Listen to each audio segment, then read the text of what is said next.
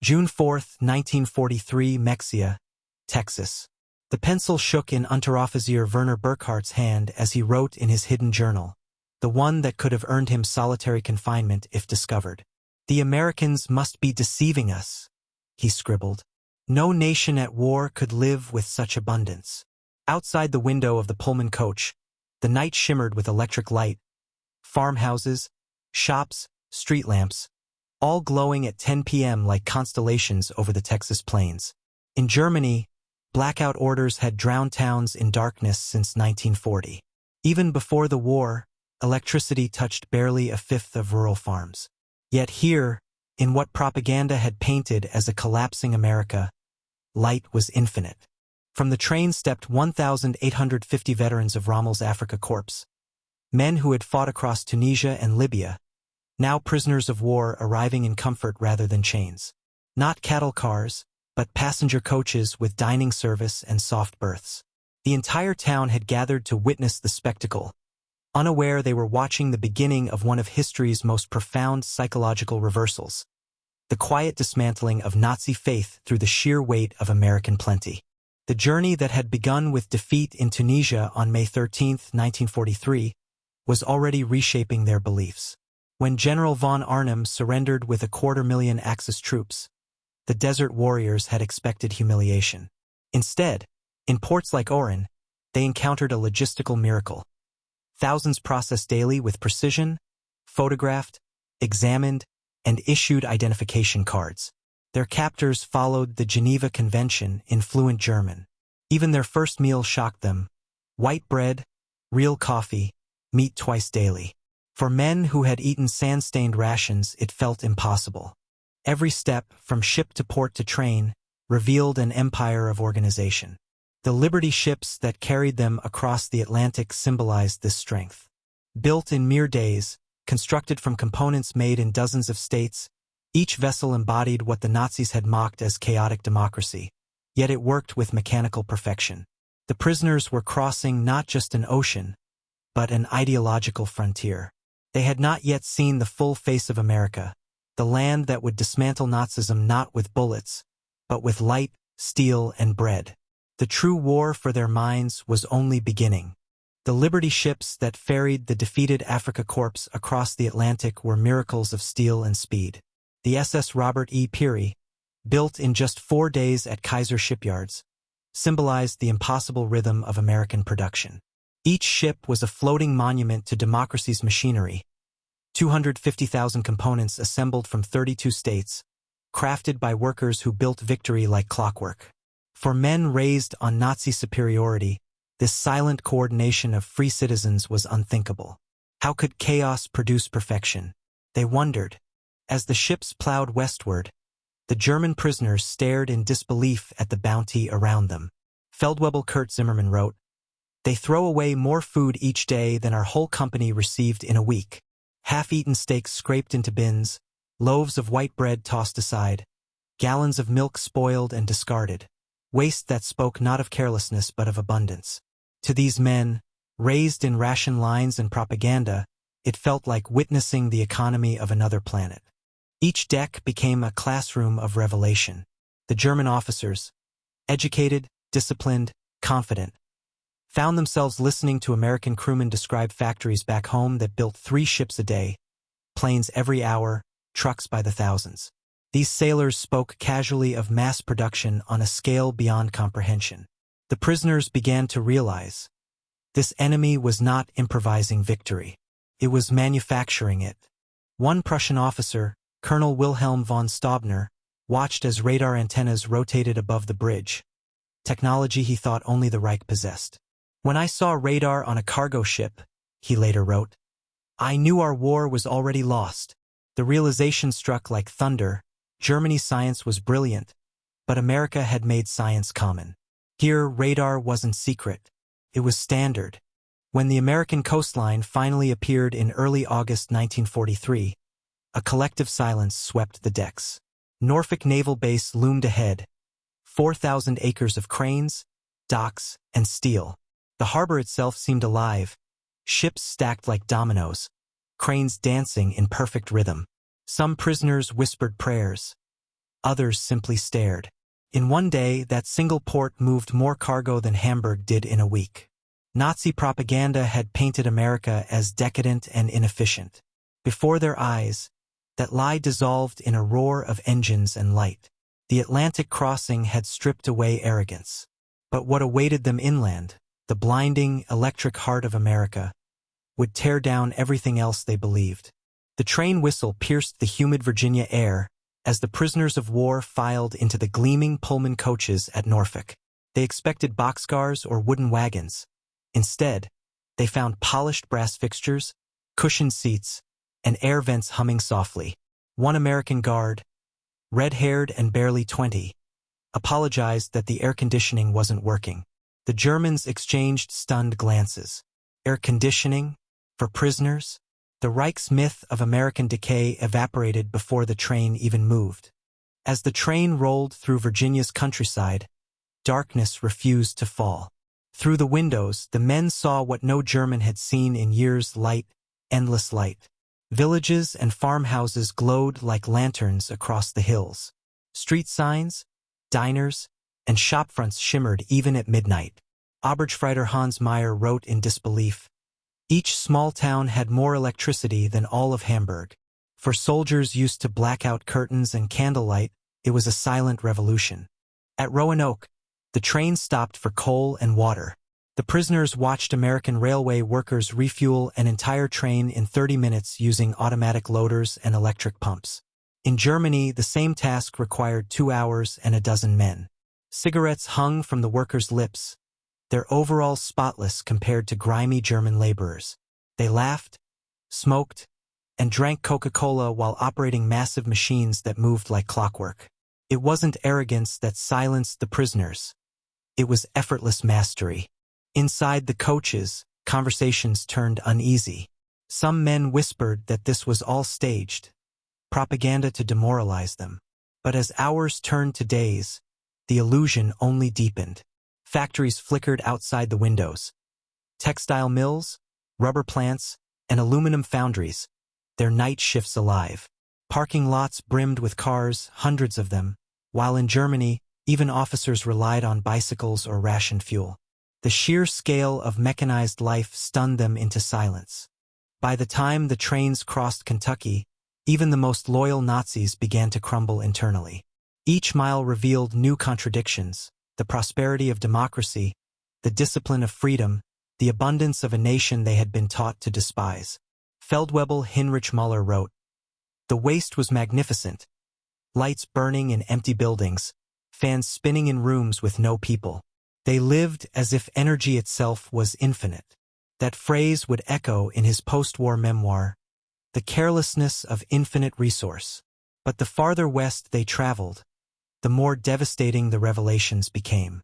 Beyond the glowing towns of the East waited the industrial heart of America, where freedom itself roared like a furnace.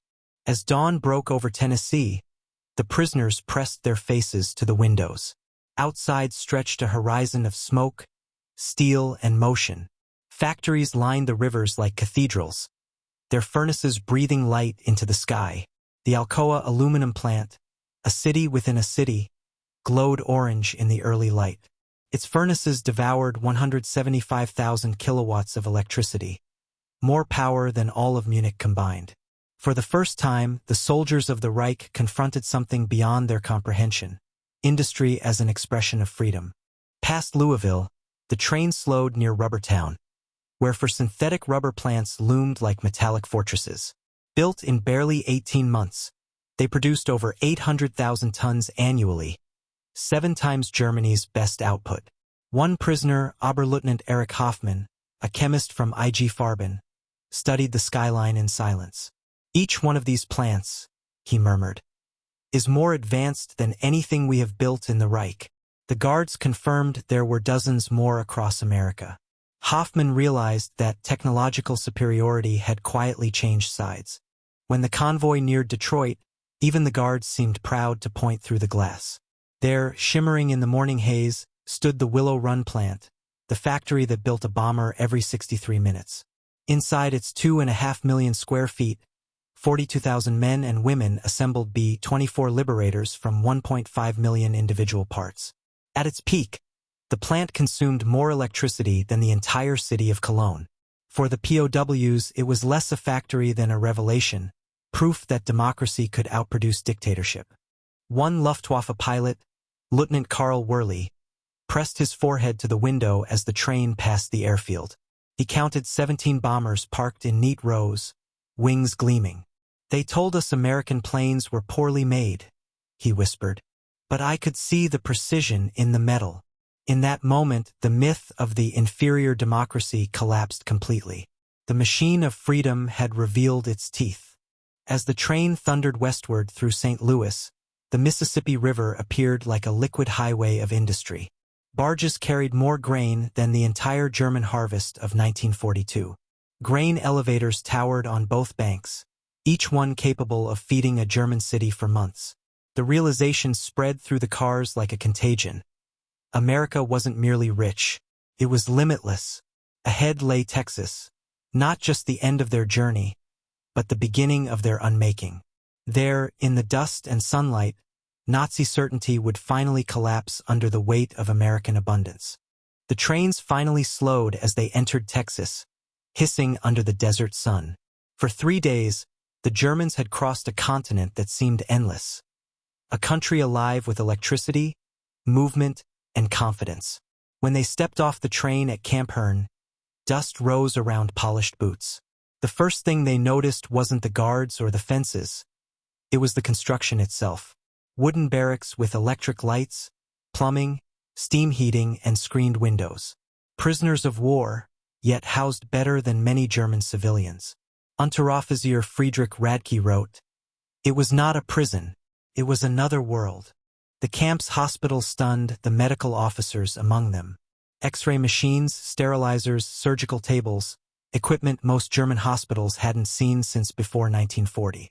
When Dr. Friedrich Bauer, once chief surgeon of the 164th Division, toured the infirmary, he stopped dead at a bottle labeled penicillin. He had only heard rumors of it. Here, it was administered freely even to prisoners with minor infections. Bauer later wrote, "In the Reich, soldiers died for want of sulfur drugs. Here, the enemy used miracles of medicine on us without hesitation." Inside the kitchen, disbelief deepened. Refrigerated storerooms, electric mixers, gas ovens capable of feeding thousands. The cooks, German POWs themselves, threw away leftovers every night, as required by U.S. Army regulations. "We discarded more food than my family had seen in 3 years," wrote Feldwebel Otto Krebs. The waste was not cruelty. It was policy. To them, it wasn't just food. It was evidence that this nation had transcended scarcity. By September 1943, the need for labor drew the prisoners beyond the fences. Each morning, trucks carried them to Texan farms, oil fields, and mills. The countryside they traversed revealed even deeper truths. Rural America wasn't poor, backward, or starving. Every farm had electricity, tractors, and running water.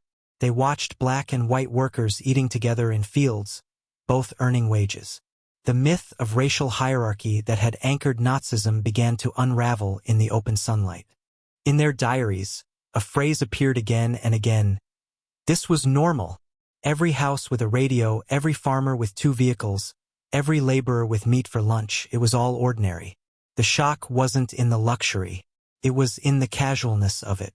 In the Reich, such comfort belonged to party elites. In America, it belonged to everyone. That quiet equality, unspoken, unboastful, shattered something deeper than ideology. It shattered envy. But the true demolition of Nazi belief hadn't yet begun. That would come not from machines or medicine, but from something far more disarming: American kindness. Autumn turned to winter, and with it came a transformation no one had predicted. By December 1943, the barbed wire no longer felt like a symbol of punishment. It had become a strange boundary between the familiar cruelty of war and an alien concept: compassion. The Americans didn't starve, humiliate, or indoctrinate them. They treated them with something the Reich had long forgotten: dignity. The guards joked with the men, called them Fellas, and handed out cigarettes on Sundays. The captives began to feel something they had not felt since the war began: respect. The kindness became undeniable that Christmas. Across America, churches, schools, and civic groups sent 500,000 holiday packages to German POWs, boxes filled with candy, soap, playing cards, socks, and cigarettes. At Camp Hearn, the Methodist choir arrived one frosty evening to sing "Still Nacht" in German. Women from town baked cookies. Children sent handmade cards that read, "Merry Christmas to our enemies. May God bring you peace." Even the most hardened Nazis stood motionless, eyes glistening. For men who had been told Americans were soulless, this was incomprehensible. That night's Christmas feast felt like an illusion. Roast turkey, glazed ham, mashed potatoes, gravy, pies, even ice cream. The men ate until they were weak, not from hunger, but from disbelief. "We ate better than our generals," wrote Feldwebel Hans Auer. "Better than the party elite. If they can feed their enemies like this, what must they feed their own people?" It wasn't just food. It was proof that America's wealth wasn't built on plunder, but on productivity. The effect on morale was immediate and profound. Within weeks, camp newsletters written by the prisoners themselves began shifting in tone. No longer full of bitter nationalism, they now carried essays about democracy, ethics, and rebuilding Germany. Even men once devoted to Hitler began to question what they had been fighting for. One wrote simply, "If our enemies can show mercy, then everything we believed was false." The Americans didn't need lectures or propaganda. Their everyday behavior became the lesson. They played music over the loudspeakers, allowed reading of American newspapers, and permitted religious services without restriction. It wasn't indoctrination, it was example. Slowly, German pride turned into quiet admiration. They had entered the camps as conquerors and found themselves learning from the conquered. But America's most powerful weapon wasn't kindness alone. Soon, the prisoners would witness another form of strength. A nation that fought tyranny not only with bullets, but with books, ideas, and education. By early 1944, the barbed wire of Camp Hearn no longer symbolized defeat. It framed a strange rebirth. The U.S. Army's Special Projects Division had begun an experiment unprecedented in modern warfare: the intellectual rehabilitation of its enemies. Classrooms rose beside the guard towers, chalk dust floating through shafts of sunlight.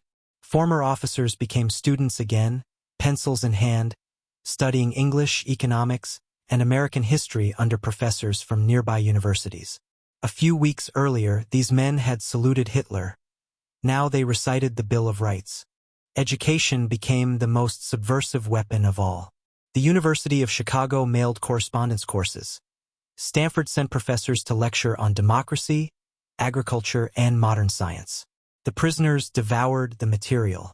They debated in German, translated essays into English, and discovered the forbidden topics that could have cost them their lives back home: freedom of press, labor rights, and individual conscience. They realized that knowledge here was not rationed or censored. It flowed like the electricity that lit the camp every night.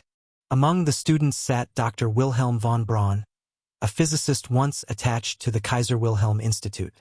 Allowed to attend guest lectures on atomic research, he was astonished that Jewish refugees from Germany now taught American soldiers and even German POWs without bitterness. "Science here belongs to humanity," he later wrote. In that single sentence lay the fracture of Nazi ideology. The realization that genius thrives in liberty, not under tyranny. Outside the classrooms, the camp theaters screened Hollywood films. Gone with the Wind, The Grapes of Wrath, Mr. Smith Goes to Washington. The Germans watched in silence as a nation exposed its own flaws on screen. "They hide nothing," wrote Lieutenant Joseph Kramer. "Their honesty makes them stronger." For soldiers raised on rigid propaganda, the sight of a democracy criticizing itself, and thriving anyway, was revolutionary. The Americans never demanded ideological surrender. They offered evidence. Every library shelf, every debate, every open discussion proved that freedom was not chaos. It was order by choice. The prisoners began writing essays on post-war reconstruction, imagining a Germany without dictatorship. They signed their names openly, no longer afraid. Behind the fences, a democratic seed had taken root. Soon these classrooms would empty into factories and fields across America, where the same hands that once served the Reich would now help harvest the crops of democracy, witnessing freedom's power in motion. By the spring of 1944, the fences of captivity had become gates to revelation. The American labor shortage sent thousands of German prisoners into the open, to fields, mills, and factories across 46 states. Each morning, army trucks carried them through the beating heart of wartime America. They saw highways humming with trucks, power lines threading endlessly through the sky, towns alive with electricity even before dawn. One prisoner wrote, "It was not the soldiers who conquered us. It was the light." At a cotton gin outside Houston, Unteroffizier Herbert Lang watched a single machine process more cotton in an hour than his entire village could in a month. The farmer wasn't an officer or aristocrat, just a man in denim overalls, chewing a straw, driving a truck, owning land, machines, and freedom. Lang wrote in disbelief. He was not a party member, not noble, not wealthy. Yet he had electricity, running water, and machines that replaced 100 men. For the first time, the German class system seemed medieval. In Nebraska, the prisoners worked sugar beet fields stretching to the horizon. They watched 16-year-old boys drive tractors worth more than everything their families had ever owned. When Gefreiter Wilhelm Hoffmann asked one boy if it was his father's tractor, the boy laughed. "No, that's my old one. Dad's waiting for a new John Deere." To Hoffmann, it was blasphemy against the poverty he had known. He wrote later, "This democracy made every man a king of his own acre." Others labored in canneries and mills. At a Campbell soup factory in New Jersey, prisoners watched elderly women and teenagers operate fully automated production lines. Conveyor belts, steam cookers, filling machines, all synchronized like orchestra instruments. One German wrote, "A grandmother watched 100 machines and drank coffee as she worked. In Germany, we would have needed 50 men." They began to see that freedom had made America more efficient than compulsion ever could. Those assigned near Detroit witnessed true industrial worship. From the distant roar of furnaces at Republic Steel to the thunder of assembly lines at River Rouge, they saw scale beyond imagination. Rail cars rolled by carrying or coal and steel in endless procession. Each plant produced more in a week than Germany could in a month. What crushed them wasn't cruelty. It was competence. "This," wrote Obergefreiter Franz Kellner, "is what victory looks like before it happens." But the true breaking point wasn't steel or machinery, it was food. When harvest season arrived, the prisoners would see America's most devastating weapon of all. Abundance so vast, it defied imagination. The summer of 1944 brought harvest, and with it, the final demolition of illusion. Across Kansas, Iowa, and Nebraska, German prisoners stood in endless seas of wheat that swayed like golden oceans beneath the sky. One man whispered, "It is the horizon itself that feeds them." Here, farms were not plots of land, they were kingdoms of machinery. Combines the size of locomotives crawled through the fields, devouring acres with every turn. Each farmer, it seemed, commanded the output of an entire German province.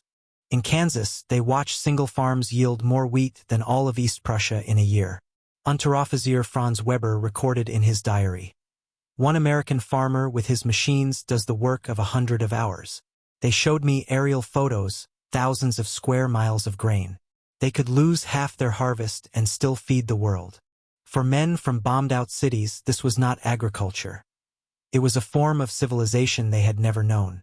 In California's Central Valley, they picked fruit under skies so blue they hurt to look at. Oranges, peaches, grapes, so abundant that workers discarded any with blemishes. Perfect fruit bulldozed into pits because there was simply too much. They destroy food to keep prices stable. One prisoner wrote, his words shaking on the page, "We begged to send it to Germany. The guards said it was impossible. They bury food as we bury the dead." The waste was not cruelty, it was proof of limitless resource. The men began to question everything. If this democracy could feed its people and still share with its enemies, what was left of Nazi pride? "They told us capitalism meant starvation for workers," one wrote. "But here, even the poorest eat like officers." The abundance was not propaganda. It was lived reality, visible through every open farmhouse window. For the first time, German soldiers realized that the world they had been promised, disciplined, efficient, superior, was in truth the one they were now seeing. By the time news of D-Day reached the camps in June, no one argued about who would win the war. The invasion was no longer a question of courage but of production. 6,000 ships, 11,000 planes, and 150,000 men in one day, it was the same force they had seen everywhere in miniature. As they watched the newsreels, one prisoner whispered, "They built victory as they build everything, endlessly." But America's final revelation wasn't of power. It was of mercy. The same nation that crushed the Reich on the battlefield would soon heal its soldiers with compassion and teach them what freedom truly meant. By winter 1944, the war that had begun with thunder was ending in silence. Inside the American camps, the transformation was complete. The same men who had marched for Hitler now read the Federalist Papers and the New York Times. They debated freedom of speech, studied agriculture, and practiced English in the mess halls. The guards no longer saw enemies, they saw students. What had begun as imprisonment had turned into enlightenment. Lieutenant Walter Muller wrote, "They did not defeat us with guns, but with the world they built around us." As news of Germany's collapse spread in April 1945, the Americans gathered the prisoners to show them what had been uncovered, the concentration camps. The men who had clung to fragments of national pride fell silent before the images. Skeletons, ashes, shoes, and names. The truth was undeniable. "We thought we were fighting for civilization," wrote Feldwebel Otto Hartmann. "We discovered we were fighting against it." That realization broke what bullets could not, the moral spine of Nazism. When the war ended, America did not humiliate its captives. It educated them for peace. Before repatriation, they received vocational training, agricultural instruction, and civics courses explaining the democratic process. They were told of a plan to rebuild, not destroy, a vision that would later be called the Marshall Plan. Many could hardly comprehend such magnanimity. "They prepared us to rebuild the nation we had tried to ruin," one officer wrote, still astonished. Defeat had turned into mentorship. By 1946, more than 370,000 German prisoners had returned home. They stepped off ships not as conquerors, but as witnesses. They told their countrymen of electric farms, clean hospitals, and a society where factory workers drove cars and spoke freely. Many would help shape the new Federal Republic of Germany, bringing American methods to their industries, farms, and politics. Hans Kroll became an ambassador, Walter Hallstein led the European Commission, and thousands of nameless former POWs rebuilt a democratic nation from ruins. For decades later, in 1985, hundreds of these former prisoners returned to Texas for a reunion. Old men now, they stood where their beliefs had died and their new lives had begun. One of them, Oberst Hermann Gutz, addressed the crowd with trembling hands. "We came to America as enemies and left as students. You defeated us not with hatred, but with light." The audience, Americans and Germans together, rose in a standing ovation that lasted nearly 5 minutes. The war had ended long ago, but peace was still echoing. The greatest victory of the Second World War was not written in fire, but in understanding. In the fields of Texas and the classrooms of freedom, America proved that the mightiest weapon is not destruction but example. The prisoners had arrived believing in conquest. They left believing in democracy, and from their awakening, a new Germany was born.